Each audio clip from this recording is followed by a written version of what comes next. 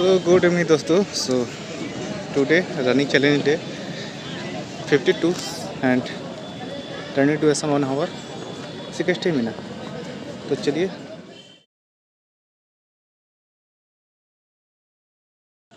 So after running challenge day 52 completed and running duration 1 hour 16 minutes. So ऐसे तो मैं आपको जो गूगल फिट का है इसका आपको देखते होंगे बीच में या शुरू में आपको शॉर्ट में शुरू में मिल जाता है और वीडियो में आपका बीच में इंट्रोडक्शन के बाद आप बीच में मिल जाता है, तो आप उसमें प्रॉपर वे से उसमें देख सकते हैं. ऐसा नहीं कि केवल आपको बोला जा रहा है कि इतना रनिंग हो रहा है, इतना चैलेंज हो रहा है. ओके, आप प्रॉपर वे से उसमें A to Z हिस्ट्री है और आप गूगल फिट में तो बदलाव नहीं कर सकते हैं क्योंकि आप इतना कोडिंग और कंप्यूटर सॉफ्टवेयर इंजीनियर तो है नहीं. ओके, तो इतना ज़रूरी नहीं है क्योंकि किसी से झूठ बोलने से कोई फ़ायदा नहीं. आपका तबीयत सही होने के बजाय और ख़राब ही होगा.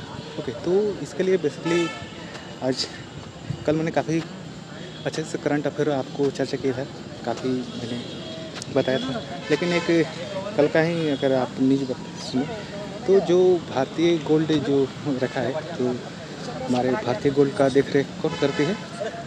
RBI.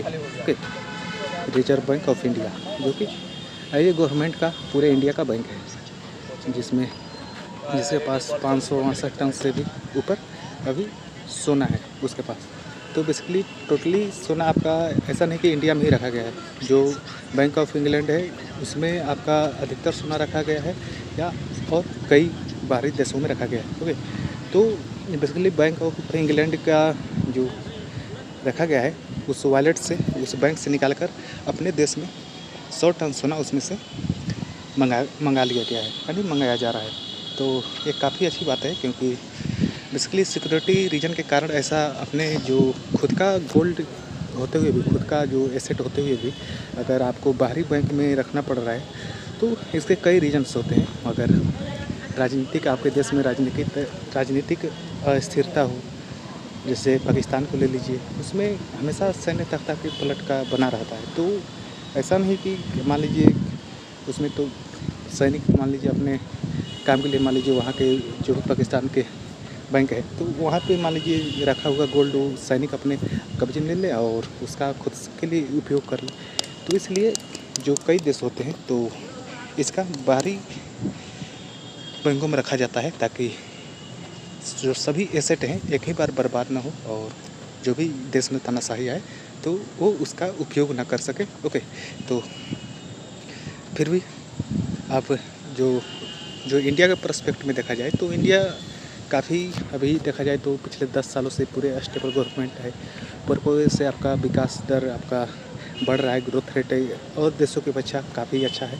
जो विकासशील देश होते हैं तो ये काफ़ी अच्छा माना जाएगा और इसलिए सुरक्षा की दृष्टि से अब इसका मेन वजह एक और है लाने का. जैसे कि आपने देखा होगा रसिया ने जब यूक्रेन में इन्वेजन किया तो उसका मेन जो भी आपका 250 बिलियन से भी ज़्यादा उसका एसेट था तो जो भी यूरोपियन कंट्री में था या दूसरे कंट्री में तो एज ए उनका सभी अकाउंट सीज कर दिया गया, सभी एसेट सीज कर दिया गया. वो नहीं अपना पैसा निकाल सकते हैं और बल्कि उनका ही पैसा से आपको यूक्रेन को मदद किया जा रहा था और किया जा रहा है. तो ये काफ़ी चिंता का विषय है. मान लीजिए इंडिया भी अभी एक काफ़ी अच्छा पोजीशन में है. जो कोई भी देश में इंटरफेयर करने के लिए मतलब कोई भी देश के विरुद्ध अगर जाता है, मान लीजिए आने उस समय में हम POK लेते हैं, पाक ऑक्युपाइड कश्मीर लेते हैं, तो कहीं ना कहीं अगर ये पश्चिमी देशों को कोई ठिकाना नहीं क्योंकि अमेरिका जिस तरह से क्या कहता है चूहा बिल्ली का खेल खेलता है, बगल में छुरी मुँह में राम और बगल में छुरी करता है. तो कब उसका क्या कहते हैं पाकिस्तान प्रेमी आप तो जानते हैं बचपन से ही है अमेरिका पाकिस्तान प्रेमी, बेसिकली उसका बेस है. तो जहाँ पे उसका खुद का फ़ायदा होता है उसका साथ देता है और इंडिया में तो बार बार इंडिया में कहिए या बांग्लादेश में उससे बार बार विनती करता है कि एक जो है आपका जो बंगाल की खाड़ी उसमें एक आइलैंड मांगता है कि वहाँ पे मैं अपना बेस बनाना चाहता हूँ, क्योंकि बेसिकली अमेरिका का मेन टेंशन क्या है? मेन टेंशन है आपका चाइना। और सभी आस-पास सभी जापान में सबसे ज़्यादा आपका देखा जाए तो सबसे ज़्यादा आपको जापान में आपका सैनिक रहता है। यानी 2.5 लाख से ऊपर सैनिक आपका, सिंपल सी बात है, जब अफ़गानिस्तान था तो वहाँ पे सैनिक आपको चले गए थे। तो यानी जो 2.5 लाख से ऊपर सैनिक आपको ऊपर आपके बाहरी देशों में ही अमेरिका का सैन्य सेवा देते हैं। और ये काफ़ी अच्छी बात है कि अमेरिका का डोमिनेट नहीं है। हमारे जो भी आस-पास जो भी है, श्रीलंका है, नेपाल है, बांग्लादेश है, ये सभी देशों में अमेरिका का कोई बेस नहीं है। तो ये हमारे लिए भी अच्छी है और इसलिए मेन आपका पर्पस बन जाता है कि अमेरिका का उसका पाकिस्तान का प्रेम होना।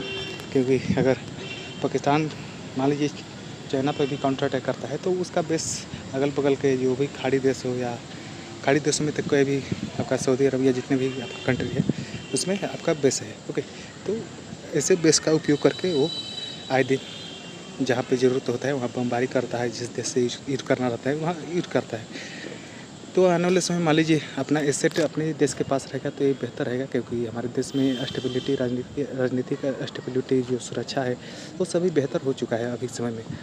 जो पहले जैसा अनस्टेबल गवर्नमेंट थी, असुरक्षा का कई कारण था, तो अभी काफ़ी स्टेबल हो चुका है। तो हम अपना एसेट जो भी है, क्योंकि जो आरबीआई के पास, जो इंडिया के पास जो भी एसेट है तो उसे मंगाना अच्छी बात है। और आने वाले समय में ऐसा ना कभी सैंक्शन का सामना करना पड़े तो वो एसेट हमारे पास रहेगा। और गोल्ड से आप कुछ भी खरीद सकते हैं, क्योंकि गोल्ड, अगर डॉलर आपके पास नहीं है तो आपके पास गोल्ड है, तो आपको दुनिया के देश आपको कोई भी सामान गोल्ड के बदले आप दे सकते हैं। क्योंकि पहले अगर आपने देखा होगा तो गोल्ड इक्वल टू डॉलर चलता था, लेकिन डीडॉलराइजेशन हुआ और गोल्ड से अलग किया गया डॉलर का।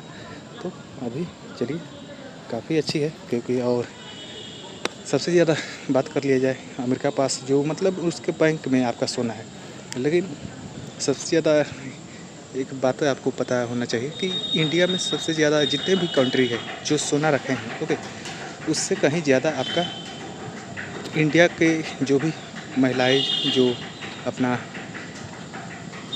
पहनने के लिए जेवरात के रूप में रखती है, उनके पास सबसे ज़्यादा गोल्ड है। और वो सभी मिला दिया जाए तो जितने भी पश्चिमी कंट्री है, चाहे यूरोप हो, चाइना हो, चाहे रसिया हो, ये सभी देशों का गोल्ड मिला दिया जाए, तभी हमारे देश की इतना गोल्ड उसके पास नहीं रखता है और मतलब हो पाएगा। और इंडिया टेम्पल में बात किया जाए तो इतना कहीं चाइना से भी ज़्यादा, अमेरिका से भी ज़्यादा गोल्ड इंडिया टेम्पल में आपको दान के रूप में रखा गया है।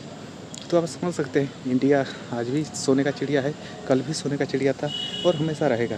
तो इसलिए तो इतना इन्विजन होने के बाद भी हमारा देश स्टेबल है और इतनी तेज़ी से विकास कर रहा है। और जो 2047 तक जो लक्ष्य रखा गया है तो उसे पूरा करने में कहीं नहीं लगता है कि बाधा आएगी। और अगर सभी लोग सहयोग करें और ऐसा ही राजनीतिक स्टेबिलिटी बनी रहे और विकास चलती रहे तो सभी प्रॉपर वैसे वो लक्ष्य को हासिल कर लिया जाएगा। और जल्द ही 4 ट्रिलियन प्लस तो इकोनॉमिक हो ही गया है, 5 ट्रिलियन का इकोनॉमिक आप बन जाइएगा, इंडिया बन जाएगा और आप तीसरे नंबर पे आ जाइएगा। ओके, तो एक काफ़ी अच्छी है, इंडिया विकास कर रहा है। अगर क्योंकि देश विकास करेगा तभी आप विकास करेंगे। ओके, और देश तभी विकास करता है जब लोगों का विकास होता है। तो ऐसा नहीं है कि फिर भी इंडिया का जो देखा जाए तो काफ़ी ऐसा होता है कि जो धन का है काफ़ी असमानता है। तो बेसिकली पूंजीवादी में यही होता है कि जिसका प्रोग्रेसिव थॉट होता है तो वो पैसा अर्न करता ही है, चाहे अमेरिका को ले लीजिए, चाइना को ले लीजिए, इजराइल को ले लीजिए। क्योंकि कुछ ही लोग जो प्रोग्रेसिव थॉट के होते हैं, जो 1% मात्र होते हैं, जो तो वो अपना दिमाग चलाते हैं और पैसा अर्न करते हैं। और सरकार का सिंपल सा साम्यवादी व्यवस्था का अर्थ होता है कि आपका जो भी धन है, जो जिनके पास ज़्यादा धन है वो गरीब जनता का है। तो ऐसा नहीं चलता है, अभी तो साम्यवाद है।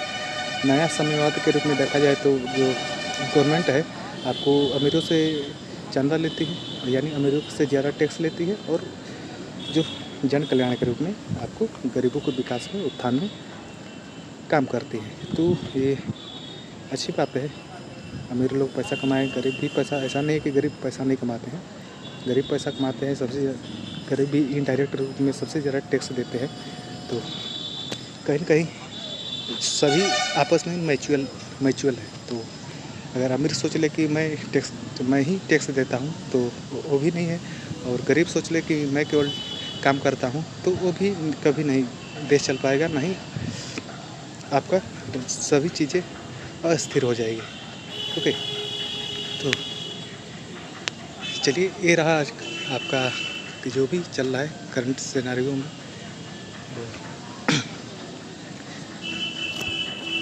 आपको अपडेट मिलता रहेगा जो भी है, क्योंकि थोड़ा बहुत इंटरनेशनल नॉलेज भी मैं कहता हूँ रखना ज़रूरी है। या तो ज़रूरी नहीं कि जो भी करंट सिनेरियो चल रहा है केवल एक स्टूडेंट के लिए है, क्योंकि अगर मान लीजिए देश दुनिया में क्या चल रहा है, इंडिया के पर्सपेक्टिव से के रूप में इंडिया कहाँ पे स्थिर है, क्या इंडिया का हालात है, ये सभी भी जानना ज़रूरी है। जैसा कि आपने देखा श्रीलंका ने काफ़ी, जो मालदीव है, काफ़ी इंडिया को ट्रोल किया, फिर भी राजनीतिक वहाँ भी चुनाव था और ट्रोल किया तो वो जीत भी गया, और जीत गया वहाँ का गवर्नमेंट। तो उसके बाद फिर से आई गवर्नमेंट, वहाँ का जो भी विदेश मंत्री है, और वहाँ से फिर से आपस ताल्लुकात मतलब स्थिर हो गए। तो जो बयान देती है राजनीतिक पार्टियाँ, तो वो बेसिकली अपने फ़ायदे के लिए देती है, अपना फ़ायदा देखती है पहले, उसके बाद देश का फ़ायदा देखती है। तो यही सबसे बड़ी गलती हो जाती है। जो भी देश के अगर राजनीतिक पार्टी अपना देश का फ़ायदा फर्स्ट ना रख के अपना फ़ायदा देखे, तो वो देश को बर्बाद होने से कोई नहीं रोक सकता है। जैसे आपने श्रीलंका केस में देखा, वहाँ राजपक्षे परिवार देखिए अपने राजनीतिक फ़ायदे के लिए चाइना से कितना बड़ा डेप्थ लोन ले लिए, डेप्थ में फंस गए, और अंततः उनको बेचना पड़ा आपका हम्बनटोटा पोर्ट। तो ये काफ़ी, और अंततः वहाँ का जनता ने राजपक्षी परिवार को उखाड़ फेंकी। तो ये सभी तो होता रहेगा जो भी चल रहा है। और बांग्लादेश का राष्ट्रपति अगर आप जानते हैं कौन है, शेख हसीना, तो आप ज़रूर जानते हैं कि वहाँ का जो प्रधानमंत्री हैं, तो उन्होंने बयान दिया हाल ही में कि जो अमेरिका चाहता है, जो आपका त्रिपुरा और मतलब जो पूर्वी राज्य के जो बांग्लादेश का कुछ हिस्सा पड़ता है, और वहाँ बेसिकली ईसाई बहुल कुछ स्थान पड़ते हैं। ओके, तो वहाँ पे बेसिकली उन्होंने बयान दिया था कि कुछ वाइट लोग चाहते हैं कि यहाँ पे एक नया देश बनाया जाए। बेसिकली अमेरिका का मैंने बताया कि इसका मेन फोकस है कि किसी न किसी तरह से